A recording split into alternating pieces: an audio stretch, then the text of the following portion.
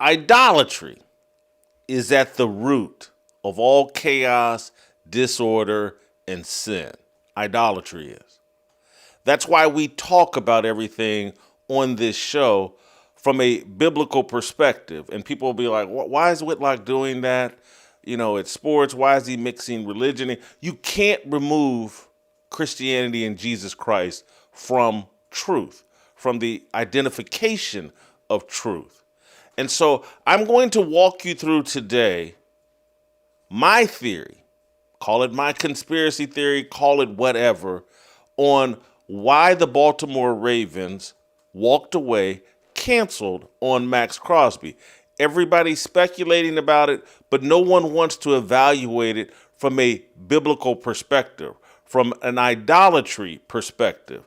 That's what will unlock the mystery of why the Baltimore Ravens canceled on Maxx Crosby. They have mama drama. They have an idolatry issue as it relates to their franchise quarterback. He worships his mother. And so if you're trying to unravel and trying to understand, like, man, they just made a blockbuster deal for Maxx Crosby and then backed away from it, and everybody is saying, like, hey, this doesn't make sense.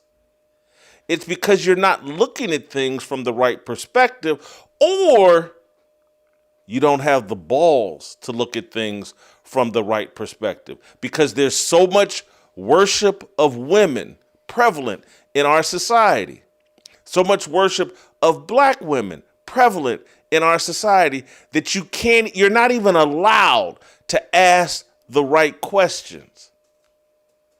I sit here today, I'm a fan of Lamar Jackson.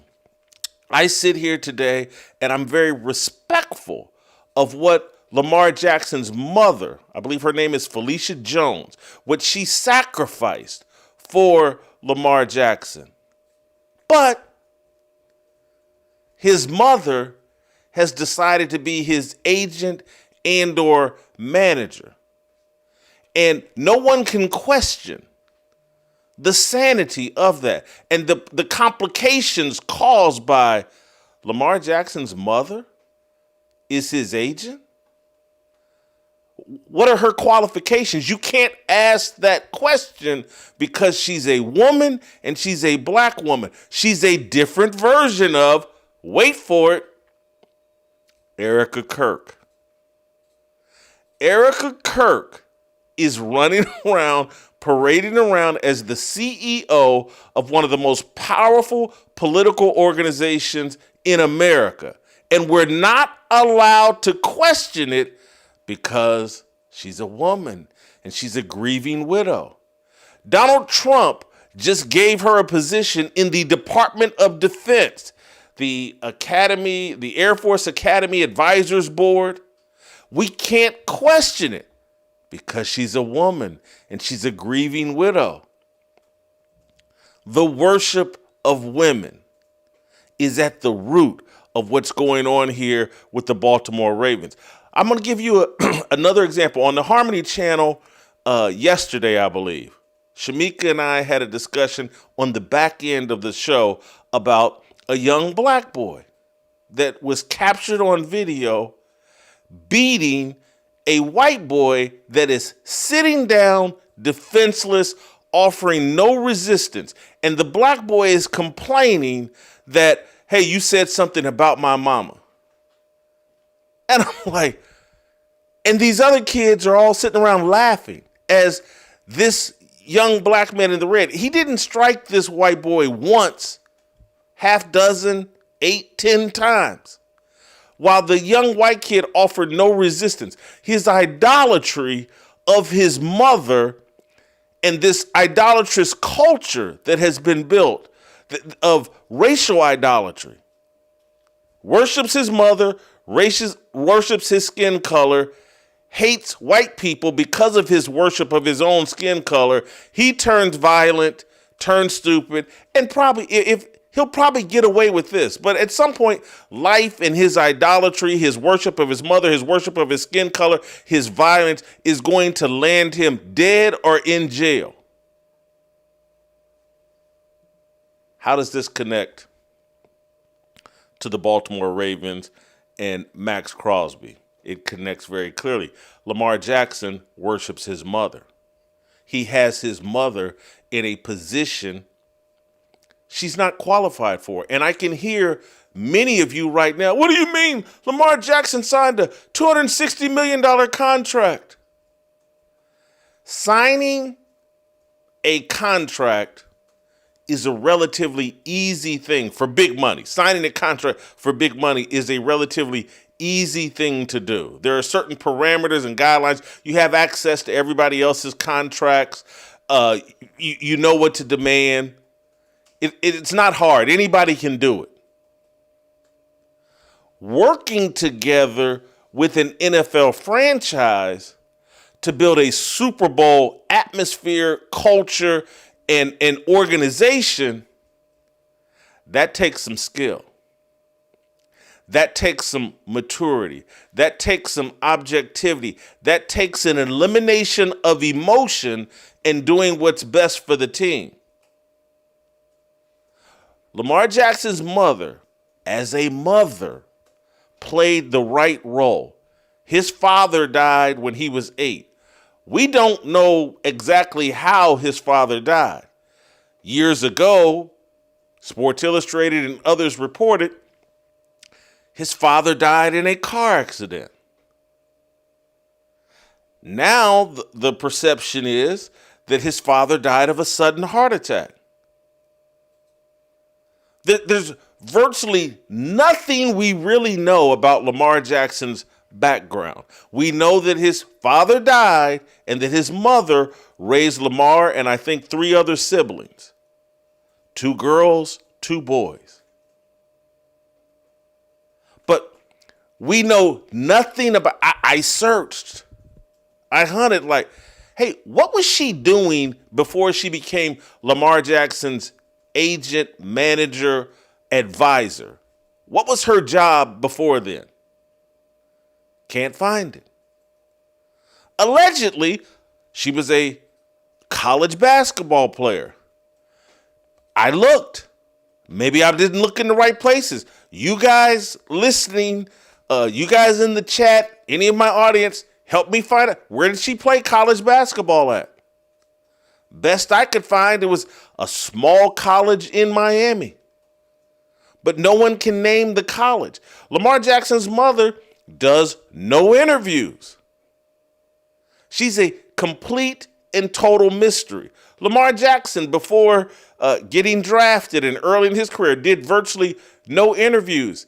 We know Lamar Jackson on the field, and that's pretty much it. And I hear many of you, that's good. He's private. His mother's taught him to be private. That's good. Yes, there is some advantages to that. That is good.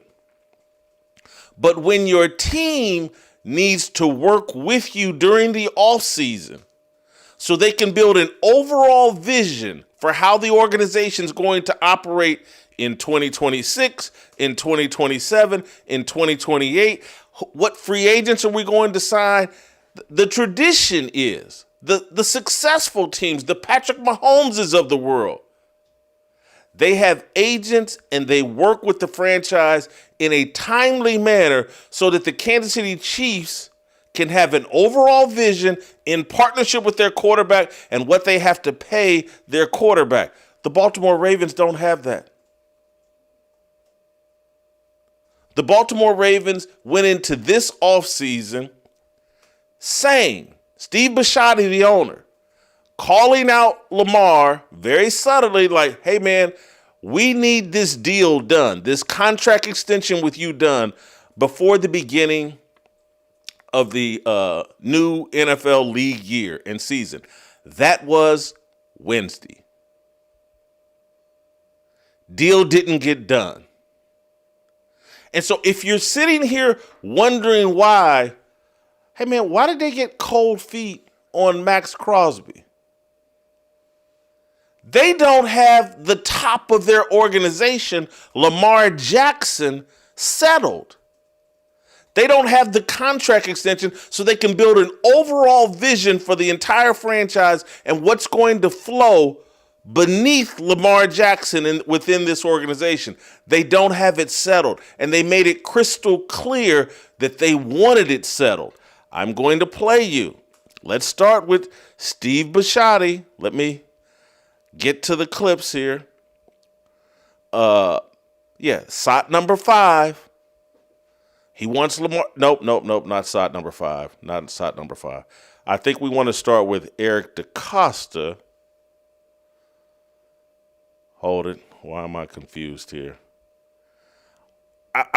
Let's start with Steve Bisciotti and Lamar Jackson doing his part and the head coaching search. Let's start with SOT number 4. Play the clip. I think that Eric made it clear to Lamar that when we get down here talking to him, I think he's texting Lamar after every interview, whether it's Zoom or in person. And I think he's getting some opinions from Lamar. I said to Lamar last night, when they call me up from Florida, you better get your ass up here too. Because if you want to do the interviewing, these are going to be full-day meetings like they were 18 years ago. And they go from department to department to department, right?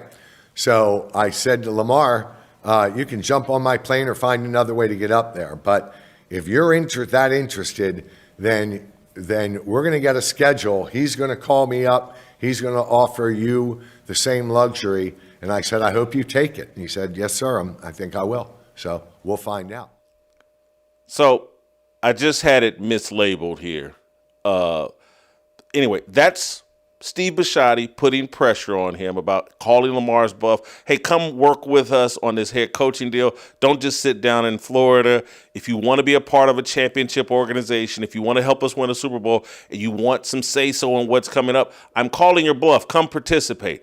This is SOT number 5. This is the one where he references that he wants this deal done before the league year starts, basically so they can get on schedule. And then he talks about how he wants Lamar Jackson as his quarterback, but not as a central figure. Play SOT 5.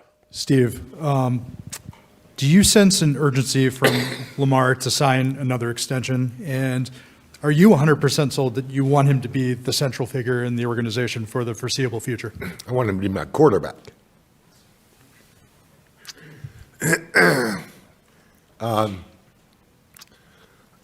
Excuse me.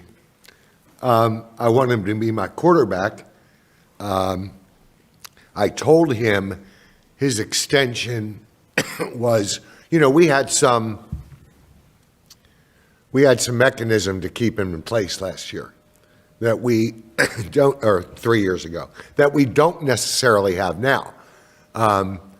So I need to make sure that there's only one way. If he doesn't want to do an extension, then we throw those $74 million out into void years, and Lamar's coming back at the same cap number he was last year. You can play with that money all you want. That's not what we want. We want another window, and Lamar knows that. And I think that he's amenable to doing something that mirrors the last deal he did, although the annual number will be a little higher. But I'm hoping that it's plug a new number in the same contract he signed last year and move on. And the urgency of that matters to me because we've got free agents, and I don't want to go into free agency with that hanging over our head. And I made that clear to Lamar, and I think he was very appreciative of my stance and hopefully willing to work with Eric and not get this thing dragged out into April like it was the last time. Very hard for him to build a roster when that thing is not settled. Did you catch that?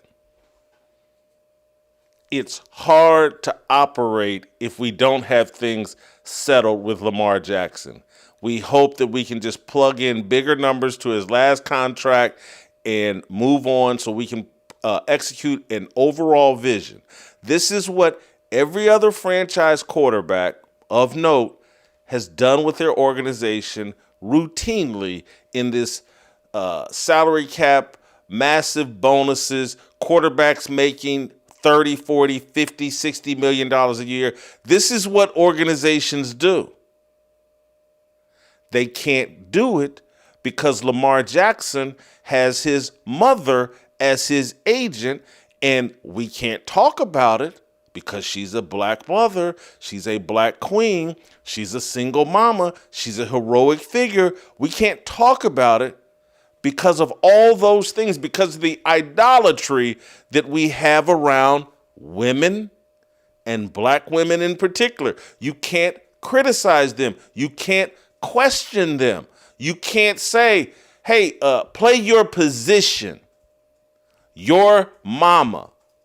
You're not an agent. You're not an advisor. You're not a manager. Your mama. You did your job. If you want to do what's best for your son and his overall career, rather than be celebrated as, hey, I'm the single mama that became an NFL agent or advisor for my son, you get your son an experienced agent who knows how to work with these franchises. You can manage the agent, but you need to let that experienced agent manage the football team and the executives and the ownership at the football level. But we are in this era of the woman king and Wakanda forever, and the Black Panther girl replaces the Black Panther boy. They didn't get done what needed to get done around Lamar Jackson, and it cost them Maxx Crosby. It's the only thing that makes sense. They put a deal together and a vision together, and I'm sure they've been talking about this ever since these press conferences a month, 6 weeks, 8 weeks ago.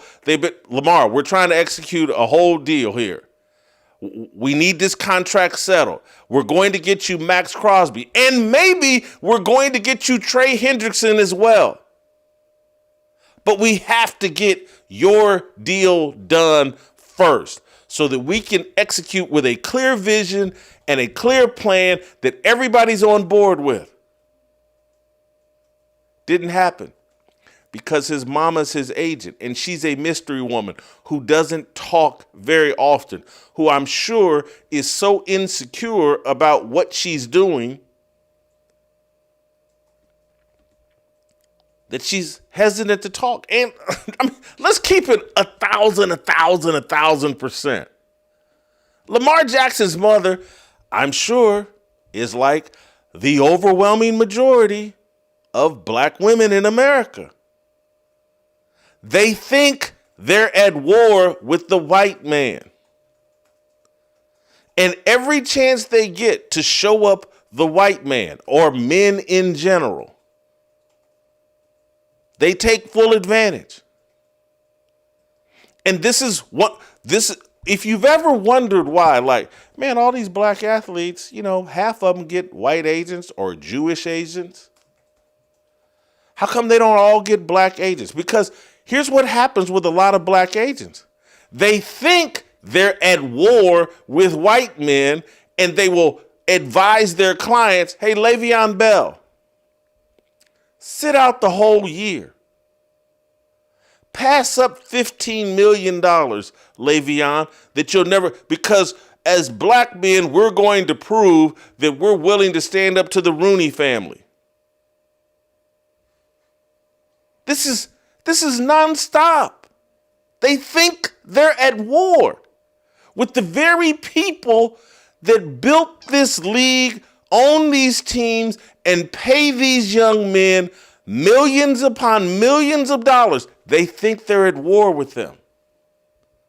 And they think they're proving some point by being overly difficult with them. They're playing to the social media crowd. They're playing to their idolatry. Here's Declan Doyle, their new offensive coordinator. Let's play shot number one. I'm just buttressing my point.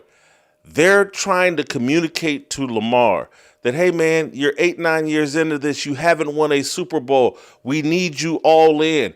Get out from underneath your mama's tit and come here to Baltimore and let's conduct this business. You skipping OTAs and all of the, hey, let's cut it out. Leave the home. It's a different version. And I know Lamar has bought the home. He's probably bought his mama a house. He's got his own separate, but it's the same deal. When you make as many millions of dollars as Lamar, he won't come out from his mama's couch, from his mama's basement. And I know that he's probably got his own 20,000 square foot mansion. She's probably got her own 10,000 square foot mansion. But it's the same thing. He's sitting down there in Miami on his mama's couch rather than being in Baltimore taking care of OTAs and working with the team in the kind of fashion that if he had a different agent, if it wasn't his mama, who's been through the trauma of losing, because I'm not sure if they were married, but losing his father and the man she was partnered with, they got 4 kids, who's been through that trauma and wants to hold on to her baby boy, who's the breadwinner, come home. This kid needs to be, not kid, but kid to me, pushed out of the nest. And a different agent would be giving him the advice of like, hey man, go do them OTAs. If you want to win Super Bowls, go work with those people. Don't let your mama go to war. Let's don't be difficult. Let's build a Super Bowl roster and team. You be a part of that. Let's build out not just this money you're making now, but we want you with Super Bowl rings so that you're more valuable at age 45 than a bunch of other quarterbacks. And the money will never stop. We put these Super Bowl rings on you. We build you up as one of the greatest quarterbacks of all time. We'll be making millions upon millions of dollars long after your career is done. But here's Declan Doyle, their new offensive coordinator, telling Lamar, hey, man, we need you at OTAs, play SOT 1. We would expect him to be here, and certainly it is voluntary. And so, but it's also, if you want to say that you're going to win a championship, you want to say that you have championship standards and those are your goals and your expectations, certainly that's going to take work, that's going to take collaboration, that's going to take the beginning of building the relationship with their coaches, other players, starting off this next regime on the right foot. And so that would be those guys getting in here, us being able to work with them hands-on and be able to kind of get this thing going in the direction that we want to, and making improvements so that we set ourselves up where when we come back in for training camp, we hit the ground running, we already have kind of shared knowledge, shared language, and we're able to go right to work. They had a vision. Our defense was trash last year. Mbuke got hurt game 2. We had to shut him down, our key defensive lineman. And our defense was complete trash. We're going to get you Maxx Crosby and potentially Trey Hendrickson, and we're going to get the pieces we need to have an incredible pass rush, which will help the back end of our defense. Lamar, we got a Super Bowl vision. We just need you to sign your extension so we have everything figured out. Can't get his mama to cooperate. That's what's going on here. And I know, why are you blaming the mama? You just don't like black women. No, I don't like idolatry. I don't like the worship of women. I don't like the worship of anything other than Jesus Christ. All idolatry, racial idolatry, food idolatry, it all destroys you. Strip club idolatry, it destroys you.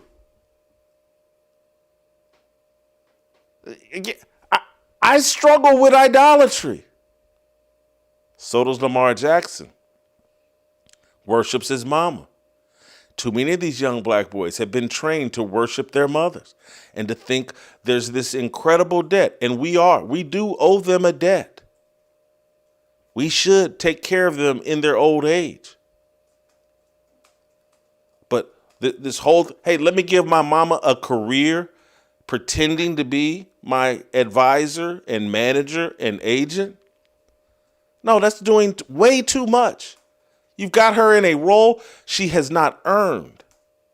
Again, we know nothing about her. Did she graduate college? What was she doing before Lamar made it to the NFL? We know nothing. No different. I'm going to circle back here because everything connects. We don't know anything about Erica Kirk. And we're naming her to positions in the Department of Defense. This is the insanity that we live in. It's all connected. When you hear me going off about Stephen A. Smith and about how unqualified he is, and it's true, and how many lies he told, and it's true. This is the world that we've built through racial idolatry and through other kinds of idolatry. Oh man, financial. Oh, see, they pay him $20 million a year. Of course he's qualified. No, they paid him $20 million a year because they know you worship money and that you will believe that he's qualified based on the money that they're paying him. So they can put any idiot in that will get on TV and tell you to take the vaccine when they barely graduated high school and college, and you'll buy it. Well, they're paying him $20 million a year. He must be qualified to tell me to come wag his finger and tell me to take this vaccine, because why else would ESPN be paying him that amount of money? It's idolatry. Here's Eric DeCosta talking about how gutted he was that they couldn't sign, or that they had to back out of the Maxx Crosby trade, play sought to. What do you kind of say to that sort of speculation, I guess? I mean, I understand it. You know, I understand it. We live in that age of skepticism, and people question, especially people that don't really know me or know the Ravens culture and the Ravens organization. So I understand it. As I said at the beginning, we've got a responsibility. I've got a responsibility to the Ravens, to this community, to our fans, and to Steve Bisciotti, to do what we think is best for the club. And that's what we always try to do. Every decision we make is based on this idea: is this the best thing for the Ravens? It's very, very challenging. Again, I understand how people might, maybe from afar, would feel that way, but nobody's more upset about this than me. Gutted by it, actually. And so a big regret for me. But we will move on as a football team, and I think there's many, many opportunities for us to grow as a team, to become a better team, to build a roster, and to be the team that we want to be. Want to play one more Eric DeCosta clip. He's the general manager of the Baltimore Ravens.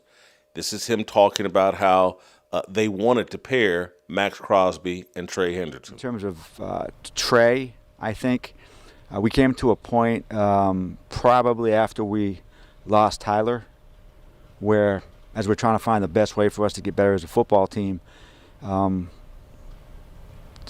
Trey kind of made a lot of sense as a possible guy to look at. So we started some discussions with he and his agent, thinking that, you know, potentially we'd have two pass rushers on the defensive line on both sides of the line. Again, I think it was disappointing, you know, to us, and probably in a way, you know, potentially disappointing probably to Trey as well. Last thing I want to read here, and then we'll bring Steve Kim and Jay Skapinac into the conversation, and we'll talk some other sports. Shaun King's going to join the show as well. But last thing I want to bring up here is, or just put a bow on this whole deal. I want to read you Diana Russini, ESPN reporter, NFL reporter, does a very solid job. She put out a tweet. It's been made clear by multiple people around the NFL at all levels that Baltimore had all the information and understood where Maxx Crosby's knee was in terms of his recovery timeline, meaning the league believed general manager Eric DeCosta and the Ravens ultimately just got cold feet. No one's buying the story that Maxx Crosby failed the physical. No one's telling the story that the chaos around, the constant chaos around Lamar Jackson, because he has elevated his mother beyond her capabilities, and there's constant contract drama around Lamar because hard to communicate with his mother. She's been a mystery. People don't know what they're dealing with. She's probably like every other black mother, woman, leftist who thinks being difficult with men, but with white men in particular, is a flex and is something that they should do. If you go back, again, no one's wanted to talk about this throughout Lamar's entire career. But when he got drafted at the end of the first round, big part of the reason why he fell in the draft, no one could understand his mother. No one could understand why he didn't have a real agent. Everyone heard the stories about his mother calling Bobby Petrino at Louisville and dictating things. And they were like, hey, man, I don't know if I want to deal with this. I don't know if I can build an organization, a Super Bowl organization, when there's going to be this much chaos with my franchise quarterback because he wants his mama to be his agent. It hurt him in the draft, and it's hurt him and the Ravens in trying to build a Super Bowl championship team, vision, and organization. We'll bring in Steve Kim and Jay Skapinac. Before we do, I want to remind you all to thank, but not just thank, but support, and just listen. The sponsors we have are tremendous. Just because they support this show and the type of content that I just gave you that no one else will give you. You're not going to hear that explanation of Lamar Jackson and Maxx Crosby and that whole situation other than here on this show. But beyond that, Relief Factor is a product that actually works. I use it, incorporate it into my daily routine. Relief Factor is a 100% drug-free daily supplement that fights inflammation.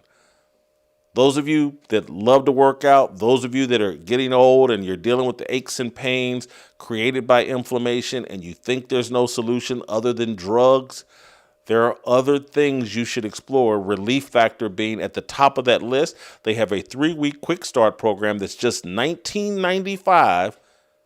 70% of the people that try the 3-week quick start circle back and re-up because they're already experiencing the benefits of Relief Factor. I can testify to it myself. It's part of my daily routine. Visit ReliefFactor.com. That's ReliefFactor.com, or call 1-800-4RELIEF. Do it right now. Trust me, you'll thank me later. The other thing, those of you listening over Apple, Spotify, I deserve a 5-star rating today. Who else is giving you this take on Lamar Jackson? Give me that 5-star rating on Apple, Spotify. Steve Kim, Jay Skapinac, welcome into the show. Steve, mama drama is why Maxx Crosby is not a Baltimore Raven. You say what? I don't know if the two are connected. I think you make a lot of good points. I mean, as you're going through your monologue, another player comes to mind. The Redskins and Jaden Daniels. His mom is all up in the videos, as they like to say. And I'm thinking, wow, this is interesting.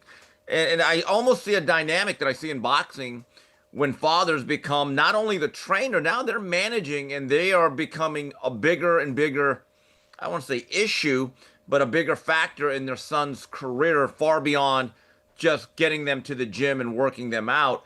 But, to be fair, the mother of Lamar Jackson got him a contract that was market value. The Ravens, outside of this past season, they've been good. Now, how much do you relate his playoff failures to the other stuff? That's a tough one for me. I'm not going to lie to you, because for the most part, it's been a successful run, has it not? It has been. But listen, athletes, coaches fight for a 0.5%, 1% advantage over the competition. And getting him a contract, I'm just sorry. Anybody can do it. There's certain parameters. You get drafted here, blah, blah, blah. You win an MVP. You do this there. You get access to everybody else's contract. It's not rocket science to get a deal. But to get a deal done in a timely fashion that helps your team, that takes some effort. And I just don't think Lamar Jackson's mother is the same as Todd France or whoever the top agents are that are in regular communication with these teams because they represent other players as well. I think this disadvantages the Ravens. I look, I agree with you. If I'm the Ravens, would I want the modern day version of Lee Steinberg? Yes. If I was a player, would I want the modern day version of Lee Steinberg? Yes. Because let me go back to boxing. All these fathers say I can train my son. And I'm thinking, here's the problem. If you're that good of a trainer, you train more than your son.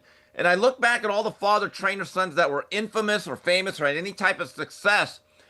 Outside of Felix Trinidad's father, who was actually a boxer, none of them have ever trained any other fighters to any other success. In other words, their strength was their DNA. They hit the jackpot, and they turned that jackpot into an ATM. That's what it is. It's almost it is an exploitative relationship that takes place a lot. But everything you say, I can't necessarily disagree with. But again, my question is, does that all now come down to, what if they would have made a playoff run? Let's say one year they would have caught lightning in a bottle throughout January and February. Would the same arguments hold up? Yes, I think they would, only because they go into this offseason with a game plan. They're going all in. Hey, we got a new coach in Jesse Minter. We want to get our franchise quarterback a Super Bowl. Our window with Lamar could be closing in terms of his athletic ability, certainly closing with Derrick Henry. They had a vision of things they wanted to get done, and they have an agent who has her own schedule, has her own ways, has her own methods, and doesn't seem to be. And when I see the owner and everybody holding press conferences, the owner, that new head coach, the offensive coordinator, all saying and the general manager, we all want Lamar and things to run on time, on schedule. We want Lamar to do these little extra things because we're trying to win a Super Bowl right now. And we don't know if those things are going to happen because Lamar hates leaving Miami, doesn't want to be far from mama. It's a problem. Scap, you say what? I say this to you, Steve. I got to quote my main guy, Mike Tomlin, the legend. You guys know how much I love this guy. You know, in his words, if my aunt had man parts, he'd be my uncle. So if Lamar had gone on a playoff run, it would be different, Steve, but he hasn't, because Lamar is an unequivocal bum in the postseason. He's a choke artist, and he can't get it done when it really matters. And look, this isn't situational failings like Aaron Rodgers had for several years, where this guy was prolific in the postseason and still losing because his defense was miserable. This isn't, Peyton Manning clashing up against Bill Belichick at New England for 3 years early in his career. It's not even Josh Allen, who can't get over the Kansas City Chiefs hump, because Josh Allen balls out in the postseason. This is Lamar Jackson. In 8 playoff appearances, he is a 60% completion passer. He has 13 total touchdowns and 11 turnovers. He is subpar, mediocre, marginal. There is no more overrated player in the National Football League today than Lamar Jackson. Jason, you can laugh. He has 3 first-team All-Pros in 8 years. He's played 8 years. He's been named to a first-team All-Pro 3 times. Tom Brady had 3 in his entire career. Tom Brady was passing for 4,000 yards and 30 touchdowns every year for like 15 straight seasons, and he only got 3 first pro selections. Lamar Jackson, in the other 5 years that he wasn't named first pro, has 2,000 some passing yards and barely 20 touchdowns. Every time this guy has a passably good season, everyone's lauding him and drooling all over him and giving him first team all pro selections and putting him at 1 or 2 in MVP voting. But what has he really done of substance in the NFL? The guy needs an ideal situation to succeed. He needs an elite defense to keep him in run script scenarios. He needs a great running game to enhance his play action passing and his RPOs. And if he doesn't have that elite setup, he is a lousy, marginal to subpar quarterback who can't read defenses, can't go through progressions, and isn't an accurate passer. So therefore, if I were Lamar, I would be sitting back and be thinking to myself, well, I need to maximize my advantages. I need to give the team some deals. I need to cut them some breaks so they can surround me with better talent to make me look good. Instead, what he's doing is trying to get all of his money when he can't carry a team on his own shoulders. It is insane. And the Baltimore Ravens, they're in a world of trouble here because Lamar Jackson is not a great quarterback and he wants to be paid and treated like one.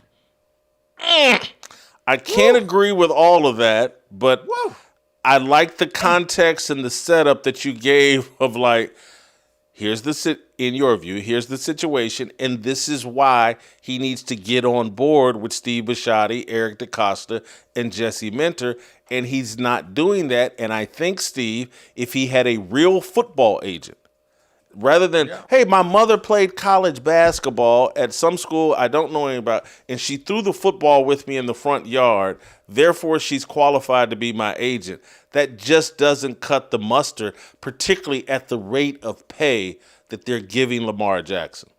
Yeah, look, first of all, I just want to say one thing. I am glad that it's not Lamar Jackson who scored 83. Because I don't know what scat would have just like exploded. That would have been Fukushima and Chernobyl all at once and 3 Mile Island. Okay, but yes, I'm going to repeat what I said. If I'm the Ravens, I would much rather deal with a professional. I'd rather deal with Drew Rosenhaus. Say what you want about old Drew. He knows what he's doing. He knows the ecosystem. And I think Scat brings up a good point I had not thought of. We are now at the stage where I think it's safe to say that Lamar is no longer at his athletic apex, right? It's going to be a slow downhill or maybe a rapid descent in terms of that. So that may change his effectiveness as a quarterback. So he has to evolve, right? And there's a lot of people that have their doubts of whether he can be a traditional pocket passer. Guys have done it. Randall Cunningham actually made that evolution late in his career. Is very good at it. So if you're going to do that or have that scenario, you are right, Scap. You have to give back a little bit. I thought the most underrated value that Tom Brady brought to his franchise was the fact he said, I don't want 105% of my value. I'm going to give you 85% or take 85% of what I'm really worth so I can maximize my abilities or whatever shortcomings I had, and they were not a lot, but I want to win. And that's a very legitimate question, Jason. Does Miss Jackson have that wherewithal to understand that 15% that you give back, you probably get back tenfold? And when you have this position and you're clearly unqualified for it, are you in position to say, hey, I'm only going to take 85% of what my son is worth, so the other 15% goes elsewhere? You're not in that position because your ego is caught up. You're trying to prove a point to everyone else how qualified you are, rather than, hey, I'm doing what's best for my son. That's the complication of bringing your parent into this situation. And this whole idolatry issue we got where no one can say the absolute truth here. Like, what are we doing here? This woman, this single mama of 4 kids is managing, being the agent for her son. This is insanity. And it's pervasive. Because right now, we can't ask the question of like, what is Erica Kirk doing? What? This is crazy. We can't, oh, you can't do it, you can't do it. That's so, it's demonic to question women. I'm no, it's not. Jason. I'm sorry, go ahead, Steve. Well, I just want to make this one point. There's an interesting pressure that's on Lamar as a quote unquote first authentically black quarterback, right? That's what Ryan Clark said. We didn't say it, he said it. So there has to be a pressure that if you're held up as this standard and you're surrounded by a lot of talent and a franchise that has won Super Bowls, consistent playoffs, they're not a bad franchise at all. Well, you've got to win it all. You've got to have that breakthrough that I spoke of and lift that Lombardi trophy if you want to be given that exalted position. But at the same time, I really doubt that any of these people, like a Ryan Clark, would ever give the advice on national TV that sometimes taking less money can have incredible benefits. Scap, be quick, but don't hurry. Give you a final thought, and then I got to move on. Yeah, let me just say that he does have an immense amount of pressure, Steve, not because he is the first authentically black quarterback, because the media, again, continues to uplift this guy and put him literally on a level with Peyton Manning. Like, Peyton Manning had 2 MVPs in his first 8 years in the NFL, and guess what? He was lousy in the playoffs too. 3-6 for Peyton Manning in his first 8 seasons. Lamar Jackson, 2 MVPs, 3-5. Now, it was in his 9th season, the next year for Peyton Manning, he went and won the Super Bowl. Do you see Lamar Jackson winning the Super Bowl this year? And ultimately, Manning went on to be 14-13 in his postseason career after that 3-6 start. I don't see that kind of an ascension from Lamar Jackson. As you noted, Steve, earlier, he's on the downswing because his game is totally predicated on his athleticism. Peyton Manning's was not. Peyton Manning had a much brighter second part of his career. Lamar Jackson needs to be doing it better financially and assisting his team to build the best supporting cast he can. Gentlemen, I want to move on and move back to our topic yesterday, Bam Adebayo. There's something fascinating going on with Bam and Dwyane Wade. Wade, the greatest player in Miami Heat history.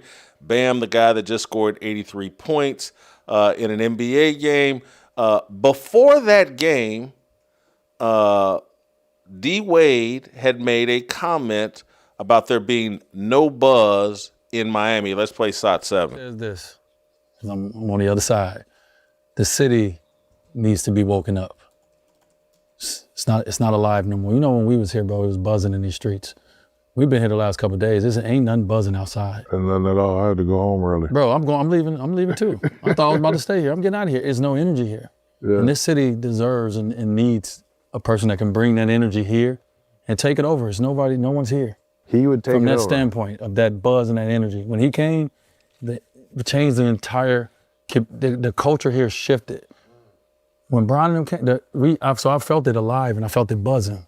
Then I've been out here the last couple of days. I'm sleepy. I've been in the house smoking hookah watching yeah, I'm old sleepy. clips. So, D. Wade says that. Then, Bam Adebayo, on the night that he scores 83, he fires back at D. Wade. This could help. First of all, this man talking about ain't no buzz and he want to be out. He 45. Take your ass in the house. But, you know, he's just, I don't know what he's trying to do, actually. Like, I don't know if he's trying to, like, rile us up or, like, he got to understand we went through COVID. It's a different time. But all that said, I feel like it's a lot of buzz tonight, not only here, but in the association. Before I play D. Wade's next statement, I just want to respond to that and let you guys respond to that. I don't think D. Wade's shot was that vicious and warranted that kind of response from Bam. There's no respect here for your elders, the guys that played before you, the all-time greats. That's my initial take on that. Steve? I'm just going to say this, as someone that kind of knows the Miami sports scene a little bit, and I spent a pretty good amount of time there for someone that's 3,000 miles away. Miami is a big event city. And if you're not winning at a high level and entertaining with some real pizzazz, The city will ignore you. It's very similar to LA.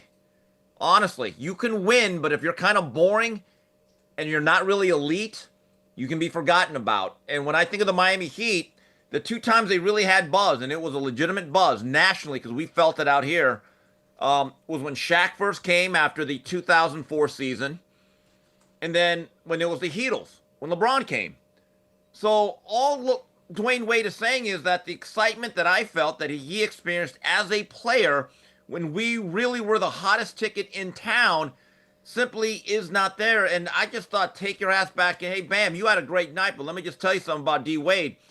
With all due respect to LeBron, I still feel as though he is the greatest player in Miami Heat history. I think he deserves a little bit more respect. Yeah, I don't think that's even remotely controversial.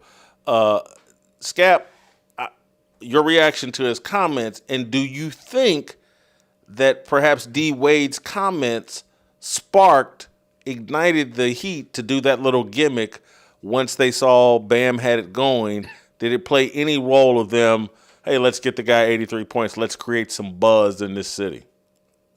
Well, it would be hard to say that it maybe didn't, because Bam obviously feels a certain way about the comments that Wade made, because that was on the forefront of what he wanted to talk about in that post-game press conference. So, I mean, I guess we just have to listen to Bam, listen to the guy. Like, obviously, he felt slighted personally by those comments from Wade. So I would probably say yes, that did. Like, once he had 31 in the first quarter, maybe he's like, let's do this. Let's go for it. Let's stick it to D. Wade. With that said, though, Jason, I think Bam needs to take D. Wade's name out his mouth.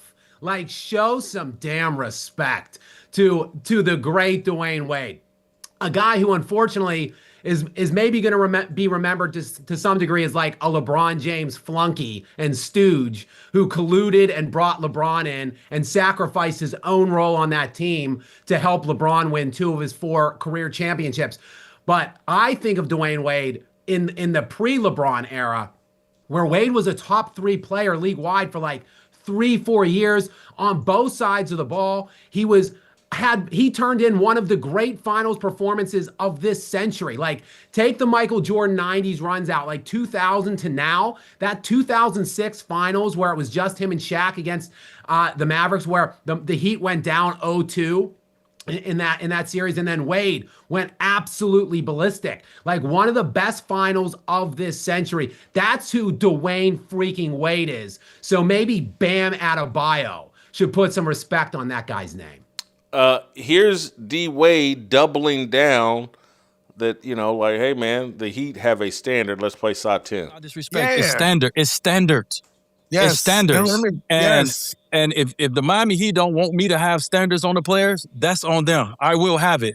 I will always have a standard for the organization, whether I'm a part of the organization, whether I'm allowed in the doors, whether I'm never allowed in the doors, because I've gave so much to the organization.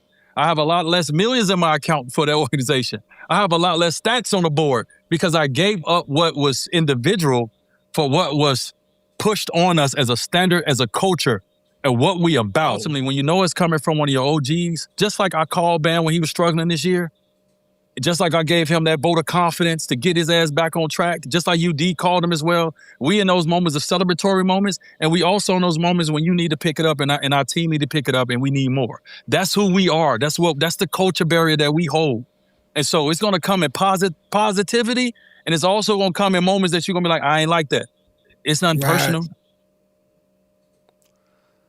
I think D. Wade has handled this perfectly. I think that's the perfect response. Scap? Yeah, that's just a classy reaction, a classy response from Dwyane Wade, I think, because he could have really went in on Bam if he really wanted to, and kind of chipped away at not only the comments, but taking aim at this 83-point accomplishment as well. But Wade, he didn't take the bait on any of that.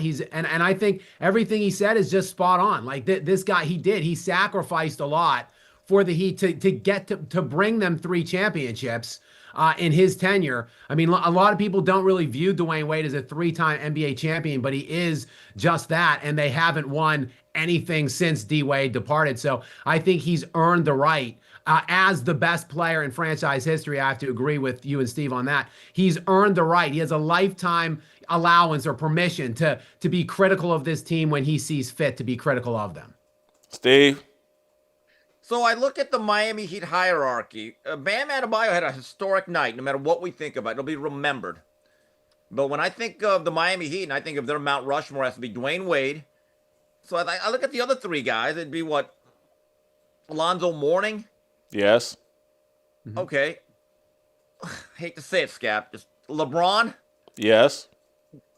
Ooh, I don't know that guy. Okay, we'll discuss that later. Shaq? No. Won him a title? Maybe. No. Glenn Rice? No. Maybe. No.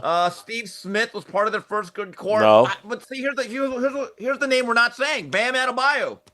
Bam, you're not even in the park. You're not. You might get a plaque for 83. You're not on the Mount Rushmore. Again, What about Jimmy Butler? No. Ooh, top 10. Udonis Haslem.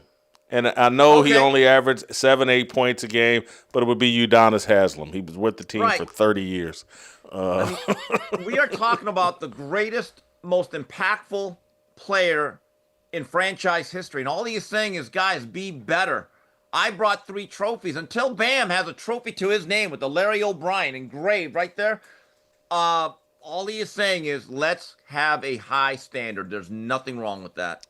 Gentlemen, I got to keep it moving. I saw this is something that fascinated me. I saw this over Twitter. There's a tweet out about ESPN's networks had its most watched women's college basketball regular season since 2008, 2009. South Carolina and LSU's February 14th matchup led viewership with 1.7 million views. Then I saw, I think this is from Front Office Sports, college basketball finished the regular season with record viewership. Fox tells Front Office Sports it recorded its most watched men's basketball regular season ever, while CBS saw its most watched regular season in 7 years. This is a joke to me. And here's what the connection. One, I don't buy that more people watch college basketball than ever in so many years, whatever.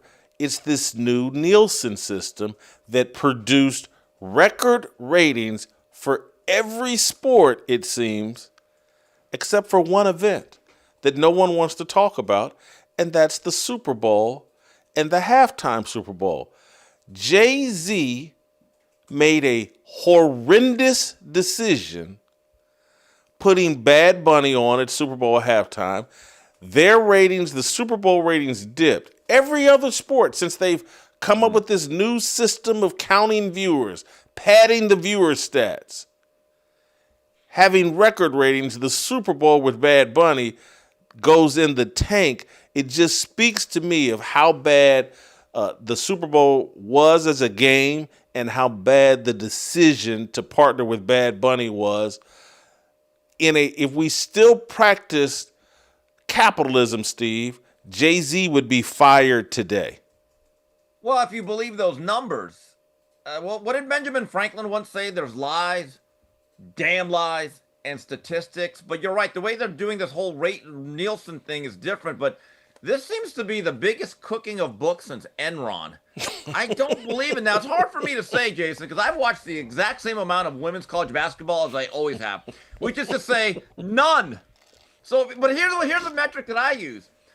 All the guys that really cover women's college basketball, well, you used to. You're a former connoisseur. I'm on my way back. Women's college basketball.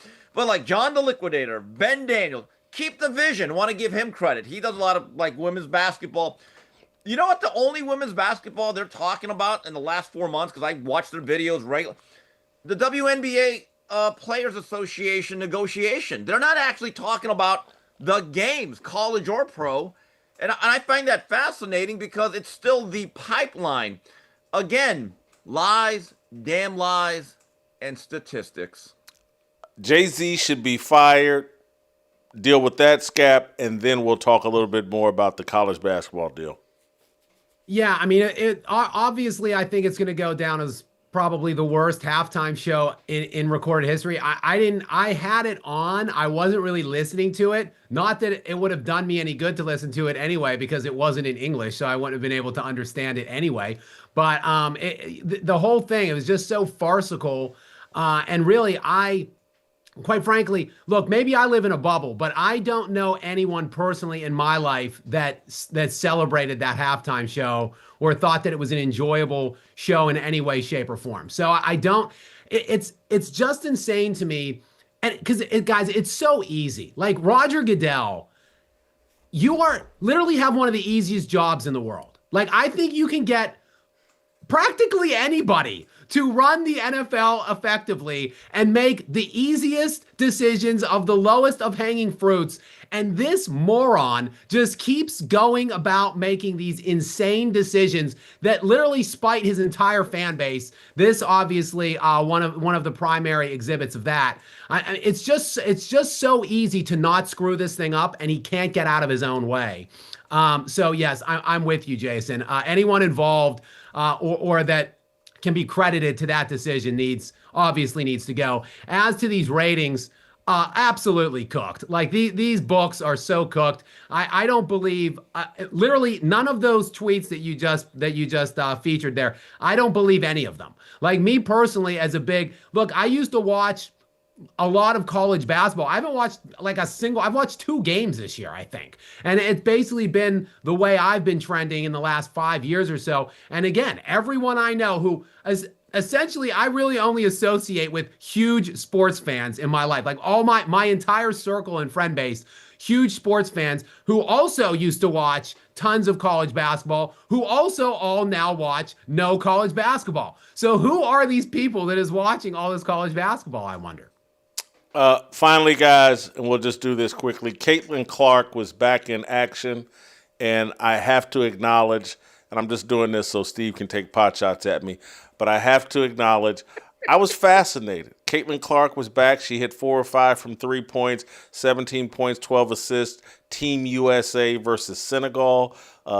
They did this woke garbage. They didn't start Caitlin Clark. They started an all-black lineup. They didn't start Paige Beckers either. It's a joke, but Caitlin Clark was their best player. She wasn't their leading scorer, but she was their best player. And I have to say that I take a little sip of Caitlin Clark, and I think I'm drunk again. I think I'm drunk again. Steve, go ahead and take your pot shots. Well, no, I'm glad that she's worked on her game, and Paige Becker's probably asked not to start, given her history. She's probably happy to step back and let black players take the spotlight. This is going to be interesting. My question is this, because I think deadlines are being passed or looming. Is this the only time we're going to see Caitlin Clark is in these international games? Everything that I'm hearing about these negotiations between the league and the players does not sound hopeful. And I think it's interesting. You go back to the, Jason, your initial point about women's leadership. Well, the women are leading the women right off of a Straight cliff. to hell. Yeah, and my view is this. Women, get yourself your version of Marvin Miller or a guy like Gene Upshaw or Donald Fear. Let the men take charge before they ruin your league that you feel everyone wants to watch but doesn't. Scap, be quick but don't hurry. Well, Jason, as with women's college basketball and the WNBA, I unfortunately was not actually watching this, but so I'll have to defer to your excellent, wisdom in terms of the deciding that Caitlin Clark was their best player. I'm with you though. She's probably at the very least, she's one of the top 5 players, more than likely, in the WNBA with her gravity and such. So she should likely be starting in these games, right, Jason? Why is she not probably starting? top 5, Scap? A lot of turnovers, though. Well, Jason, we've got Asia Wilson. We've got Mrs. Bam Adebayo, Asia Wilson. Okay. What's she got, like 3 MVPs? I got to put her above Caitlin Clark, right? That's about it. Go ahead. If that's about it. So if Caitlin is I'll defer to you. Let's say that she's the second best player. I know she's like top 3 in assists, and she's obviously an elite scorer as well. So what's the deal here? Is it all just race based that she's not starting? Why is the international Scap, team go not study starting? up on Caitlin Clark in the WNBA. You're really irritating me here. She's the best playmaker in women's basketball history. I'm in love again. All it took was 4 or 5 from 3, and I'm drunk again. I gotta let you guys go. Shaun King is somewhere driving around Las Vegas, and he's ready to go. So, Shaun King, welcome into the show. Shaun, we've spent most of the day. Oh, Shaun looks happy and excited. You must be with your kids or something. You got an extra smile on your face. Anyway, Shaun, go ahead. I'm back in the great city of St. Petersburg, Florida. I'm not in Vegas. That's why I'm in the truck. And I was trying to let Steve Kim know where I'm at, the St. Pete Boxing Club. Here to see Keith Thurman as he gets ready for his March 28th fight against Sebastian Fundora. Oh, wow. All right. Well, good for you. Enjoy the hot. Well, it's hot in Vegas. It's hot in Florida as well. You got nothing but good weather. Shaun, we've been talking about Lamar Jackson and Maxx Crosby. I've offered up the theory that mama drama is the problem with the Maxx Crosby trade, that the Ravens' inability to restructure or sign an extension, with Lamar Jackson, as Steve Bisciotti wanted to do, stated very clearly that was the goal this offseason. Do it before the league year starts so we go into free agency with a clear plan. Hasn't happened. I don't think it's happened because Lamar has his mother as his agent rather than a football person. That's the mystery on why they had to back out of the Maxx Crosby deal. They just kind of punted. We had this big vision. We're going to get Crosby. We're going to get Trey Hendrickson. But Lamar's contract situation stood in the way. You say what? I've been listening for the last 45 minutes. You had a very layered opinion. I couldn't quite get to the connectivity between the mom as the agent and the Maxx Crosby situation, because I truly feel like that was dirty business by the Ravens. I think they weren't sure they had an opportunity to get Trey Hendrickson. I think Trey Hendrickson's market wasn't as vast as he presumed. They had an opportunity to get possibly the same production, at least in the short time, and not give up 2 ones. So they kind of reneged on the deal because of that. But I also thought not having the guidance of a nurtured, experienced agent maybe has led to some of Lamar's off-season decisions. Like, unlike your previous guest, I don't really think you can criticize Lamar's on-field impact. Statistically, it may look different than a Peyton Manning or a Tom Brady, but his impact is still significant. But you can really question, because the Ravens haven't won a championship, why he's made some of the decisions in the offseason when it looks like him and Steve, how do you pronounce the owner's last name? Bisciotti. When it looks like him and Steve Bisciotti have a pretty pick up the phone, call me relationship, that he has been absent when he is the lead dog. Like, I think it's one thing if you win a championship, you kind of take the offseason off, but when you're chasing it, when you're pursuing it, even just because of the optics, I think maybe a more nuanced agent might have guided him to make different decisions. But I can't connect mom to Crosby. Well, did you hear me play the clip from Steve Bisciotti? I heard. I listened to all of it. The Bisciotti clip, the Costa clip. I understood what they were saying about him making a decision, not letting it linger on into free agency. Yes.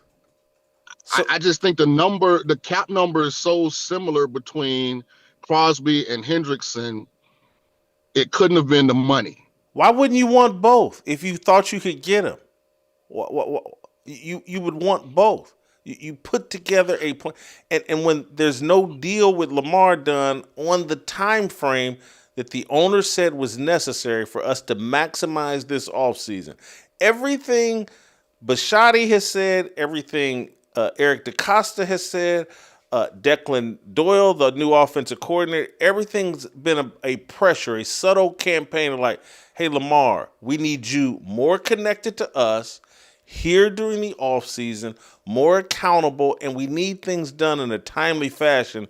We have a magnificent opportunity this offseason to really improve our defense.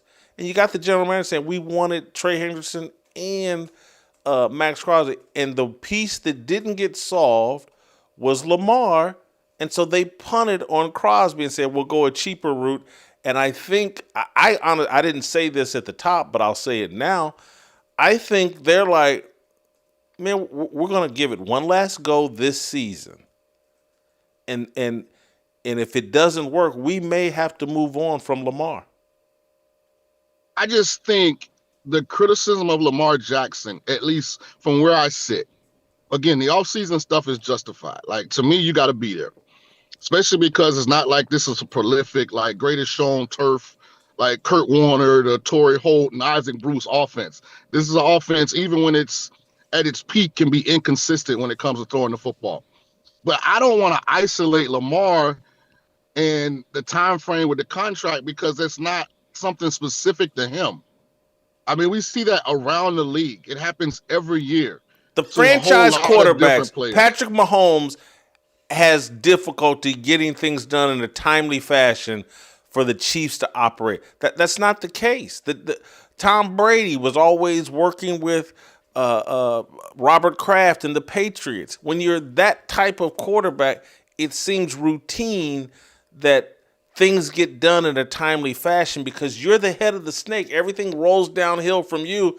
It's a reasonable expectation for them. Hey, man, we need this done before, and we'd like to get it done, and we're committed, and we're Steve Bisciotti, we're going to pay you more. We'll just redo the same contract and put bigger numbers in it. Couldn't get it done. But we've seen it be an issue. Dak Prescott and the Cowboys went back and forth for 2 years before they got a deal done. Kyler Murray scrubbed his social media before. Right, neither was Lamar. No, I got even it. Aaron Rodgers, right? Like Aaron Rodgers held the Steelers hostage until training camp. You know, like it happens. And I'm not saying in a perfect world that maybe a more nuanced, experienced agent wouldn't stress to Lamar, all right, this is what it is. Let's get it done. So we eliminate ourselves as an excuse why the team building didn't, manifest itself at the highest level. But I just feel odd isolating him like it's not something that's, kind of normal, I guess I would say, around the league. I think but it's abnormal. A nuanced agent may have said, you know what, let's take ourselves out of the spotlight, out of the bullseye. Let's get it done. So they don't have any excuses if we're deficient, because they lost some key pieces. Losing Isaiah Likely, I think, is going to be significant. They lost about 4 or 5 guys. A lot went to the Giants with Harbaugh, but that does start to talk about your depth. I'm going to move on. There's speculation that your Las Vegas Raiders have an interest in Kirk Cousins, and the interest may be mutual. With Kirk Cousins, in my mind, I think he'd be an ideal fit for the Raiders, a good guy to hold the fort down until Fernando Mendoza is ready to go. Your thoughts? When has Kirk Cousins ever been a nurturer? Like that situation with Robert Griffin III in Washington was a competition. Yes. Like he was trying to prove that he was the guy. Like he was extremely unhappy in Atlanta when he was benched for Michael Penix. Yes. And from everything that I've been told, him and Penix were not, best pals, let's say. So like this narrative that Kirk Cousins is a nurturer, I'm not sure where it comes from. Not saying he's not, but I'm just asking for the example of when he's nurtured a young quarterback and kind of been, a caretaker to groom and develop. If I'm the Raiders and I bring in Kirk Cousins, it's because I don't want to start Fernando Mendoza week 1. I think that's a smart plan because I think he's going to be overdrafted at number 1. He's a second-round pick, mid-first-round pick. I like Fernando Mendoza. I really do. That's not criticism. But he's going to be overdrafted. I think he's a perfect fit because they need to put someone else out there, Kirk Cousins. And here's what's new about Kirk Cousins. 38 years old. The Atlanta Falcons just gave up on him.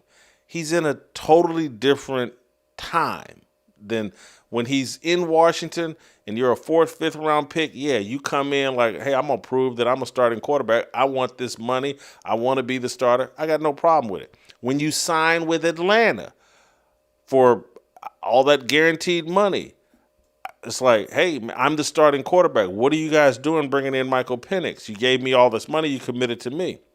If you take the deals with the Raiders and they're telling you up front, look, you're going to be my side chick until I get my main chick where I want her, it's a different set of expectations. And I think that's the key word. And that's where I was going to respond. When we look at historically in the National Football League, quarterbacks, let's say they're drafting in the top 5 picks. Of course, if you go out and you have a Jaden Daniels rookie year or a CJ Stroud rookie year, you're going to get patience after that. But generally, the success and failure of those guys is tied to one thing, and you just said it, expectations. Like Cam Ward played all 16 games last year, had a lot of highs, a lot of lows, but they are so high on that kid in that organization now because the expectations were realistic. They weren't expecting him to come in and be Jaden and lead the Titans to the playoffs. CJ, they just were like, we want you to be better in week 15 than you are in week 2. And I think if the Raiders take that approach of Mendoza, experience and nuanced experience where you can go out and perform and test and find and seek out what I can and cannot do is invaluable. Like experience where they're telling you if you don't turn it over, we win the game, that's not experience. I'm talking like that, okay, you got all year just to go out and let's find out who Fernando Mendoza is in the NFL. I'm going to keep it moving. There is speculation that the Vikings may have zeroed in on Kyler Murray. Do you think Kevin O'Connell can save Kyler Murray? Jason, life is so much about fit. Whether it's a strip club, whether it's the church, whether it's a restaurant, like I just don't see how Kyler fits what Kevin O'Connell via Sean McVay want to do. He's never been a rhythmic, on time, push the ball down the field consistently with accuracy kind of a player. So if Kevin O'Connell can fix him, then Kevin O'Connell should be able to fix J.J. McCarthy. Nah, here's why I disagree. I think Kyler Murray has more talent than J.J. McCarthy. And so what ends up happening, and I think you know this isn't disagreement, this is just like a different perspective. What ends up happening when you're Kevin O'Connell and you don't really have a quarterback is like, hey, who can win games so that I don't get fired? And so my system becomes less important, and it's like, man, Kyler Murray with something to prove, Kyler Murray wanting to get to a better contract situation. Let me bring him in here and let him run around and make plays, and we'll win some games ugly. I'll win 9 games and not get fired, as opposed to I run J.J. McCarthy out here and I win 4 games or 5 games and risk my job. So I'm much higher on J.J. McCarthy than most people. I have not given up on him. We just talked about expectations. J.J. McCarthy has never gotten an opportunity to go out and just be a young rookie quarterback. Minnesota fancies themselves as a Super Bowl contending team, especially the last 2 years. He got hurt as a rookie, which gave Sam Darnold an opportunity, who did a great job. And then in his second year in the league, but first year as a starter, he battled injuries. But it was still, if you don't turn the ball over, we win. And we just talked about how that is a very unhealthy and unrealistic way to develop a young quarterback. When do you get to be a young quarterback? When do you get to be Peyton Manning and throw 26 or 28 picks as a rookie? And nobody cares because it's all about learning and creating building blocks for who you're going to be moving forward. Like, so sometimes with these young quarterbacks, we got to be fair to them. Like, it's hard for a coach. I was that guy in Tampa. They basically said, I came off a leading Tulane to an undefeated season, Jason, and I got to Tampa, and they said, if you don't turn the ball over, we're going to win. You know how hard it is to play quarterback like that? Let me ask you this. If Justin Jefferson were listening to your conversation right now, do you think I just want a young quarterback and let him learn and let him throw them interceptions? Or does he want somebody that can get him the ball and get him to a new contract? That's the other part of this equation. Justin Jefferson is Minnesota's franchise player, best player, diva type wide receiver. You don't bring in a quarterback that can get Justin Jefferson the ball, you could have someone that lays down on you. Yeah, and I mean, last year was a rough year. People forget, man, this wasn't just J.J. McCarthy last year. I want to say J.J. missed what? I don't have the number in front of me, so Jeff, if I say this wrong, we had to miss between, 5 and 7 starts? I mean, Peyton, help me out here. Anyway, Carson Wentz fell apart on a standalone game. They had the third string guys, so I can understand Justin's frustration because it was a revolving door at quarterback, and none of them played well. And Justin J.J. wants McCarthy stats played 'cause 10 games. Right, so it's 17, so he missed 7. Yeah. So I understand Justin's frustration. What I would tell him was it could be worse. It could be worse. And you are so accomplished already, even a young career. When it comes time to get paid again, your lack of production won't be held against you in negotiations if it's because of poor quarterback play. I could see that. Finally, Shaun, just because I know you're an all-around sports fan, Bam Adebayo, 83 points last night. You got connections to Florida. I'm sure you're somewhat of a Miami Heat fan to some degree. What do you think of Bam Adebayo's 83-point night? I was really excited and happy for Bam. The vitriol and the malice and the resentment, the angst that's permeated social media is almost a little unnerving. And I pride myself on being calm when it's chaotic. Like, Bam, one of the good guys. Like, Bam is the consummate on-the-court guy who obviously is talented enough to be at a different level if he was given more shots, had it played a different role, but he kind of sacrifices for the good of the team to Jimmy Butler, not a Tyler Hero. He doesn't get in any issues off the court.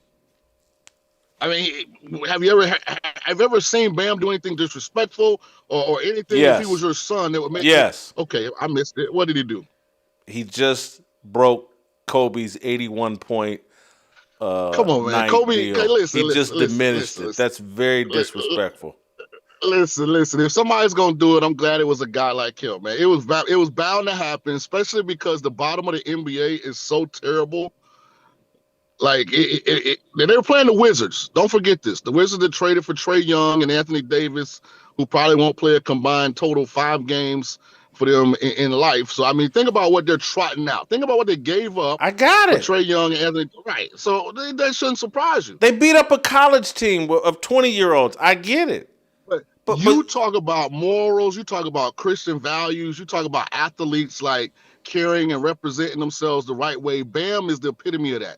I don't know his religious beliefs, but as far as the professionalism side, I would think you would be happy and encouraged that a player of his caliber actually was the one that did desecrate something, that Wilt and Kobe. Word. These great scorers in the NBA, he's diminished Michael Jordan. He's diminished everybody. All he did was messed up the trivia. All he did was mess up the sports trivia bar about 5-6 years from now when they asked, who was scoring the most points, and I said nobody's gonna get the Bam. They're gonna still say Kobe, and be wrong. And listen. I don't dislike Bam. I dislike what Bam did. And no, you can't have it both ways, Jason. You can't come on here and kind of be like the pillar of morality You guys should be pros and do it the right way. And then one of those guys goes He out didn't and do does it the something right exceptional. way. How? They're winning by 30 points, and he's out there jacking up threes against a team that's tanking against a bunch of college kids. But I'm going to give you the and not that I was a bad kid, but I can remember when I finally, was too fat and got cut from basketball, even though I was a hell of a player. But, I just, I quit. I topped out. Yeah, I topped out in 8th grade at 6 feet and never grew another inch or, a little bit above 6 feet, and finally got cut from basketball, 9th grade year. And so I joined a church league basketball team and dominated. Averaged like 30 points a game. They gave me the worst team because when we had the trials, I was clearly the best player. And I don't run around pretending like me dominating a bunch of church league basketball players, a bunch of little kids putting up 30 every night. I'm not trying to put that on the same level as what Greg Graham or Jeff George did on our high school basketball team or any of that. But Bam, Jason, these are NBA current player card carrying, direct deposit salary guys. You may not know them, but that probably rings true to 95% of the NBA material that we see. I mean, I can be watching probably anybody outside of maybe 3 teams and have no idea who's on the court. So we're not going to pigeonhole the Wizards like they're the only team that has a lot of guys maybe talented, but I don't know who any of them are. But give Bam his credit. 83 is 83. They didn't count any of the ones in warm-ups or pregame. All of those 83 were from the first Did you hear what he said whistle to about the last Dwyane whistle. Wade? Did you hear what he said about Dwyane Wade? I didn't hear that. I was flying. Let's play the What did he say? clip. Let's play the clip of him. Let's play the clip. Like this could help. First of all, this man talking about ain't no buzz and he want to be out. He 45. Take your ass in the house. But he's just, I don't know what he's trying to do, actually. Like, I don't know if he's trying to, like, rile us up or, like, he got to understand we went through COVID. It's a different time. But all that said, I feel like it's a lot of buzz tonight, not only here, but in the association. So you have an elder statesman in the league, an all-time great player, the greatest player in Miami Heat history, who makes a comment like, hey, man, before the 83-point game, he makes the comment that there's no buzz in Miami like it used to be when blah, blah, blah. And this is Bam's reaction to the greatest player in Miami Heat history? Take your ass in the house? I like it. Like, he defending the fan base, who really, it seems like D-Wade was taking a shot at the fan base. The players can't create buzz. Like, that's an energy environment thing that comes from the fans. Players create but all like, the if you look at the NBA, who has buzz? Maybe a primetime game at Madison Square Garden. OKC, they always show up and show out. But outside of those two, like, if a game was going to be on TV, where else in the NBA could you guarantee somebody it's going to be energy in the arena that night? Well, so the moral of the story is the NBA product right now, although it's full of extremely talented individuals, is a complete mess. And It's those a faceless 43 league. free throws Bam shot really ignited the NBA. But it takes skill to make 35 of them. Made 36. 36, my bad. Yeah, That's even better. Takes more skill.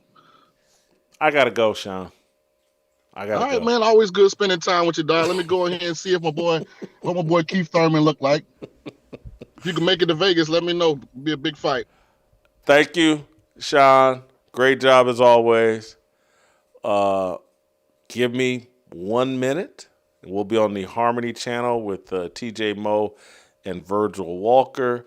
What am I discussing? Oh, that's right. Yeah, Tony Dungy made an announcement about leaving or being pushed out at NBC. TJ Moe, Anthony Walker on the Harmony channel. We'll see you tomorrow back on Fearless.